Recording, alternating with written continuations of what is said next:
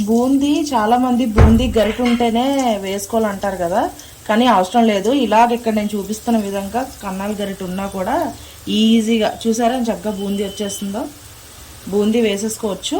అలాగే ఇది కాకుండా మనం అన్నం వార్చుకునే గిన్నె ఉంటుంది కదా, దాంతో అయితే ఇంకా బాగా వస్తుంది అనమాట.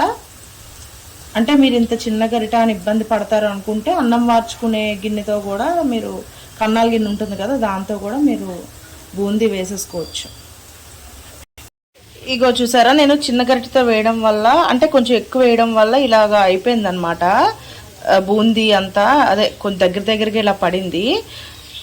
దీన్ని ఏం చేస్తారంటే దీన్ని ఏం పడేయాల్సిన అవసరం లేదు. ఇది ఫుల్గా కొంచెం వేపిన తర్వాత పొకొడిలాగైనా తినచ్చు. నేను ఏంటంటే లడ్డు చేయడానికి బూందీ వేస్తున్నాను కాబట్టి నేను ఎలాగో లడ్డు ఉండలు చుట్టడానికి కొంత బూందీని నేను మిక్సీ చెయ్యాలన్నమాట. సో అదేదో ఇలా వచ్చినవే నేను సెపరేట్ చేసి నేను మిక్సీ చేసుకుంటాను. సో ఏం ప్రాబ్లం లేదు, వేస్ట్ ఏం అవ్వదు మీకు.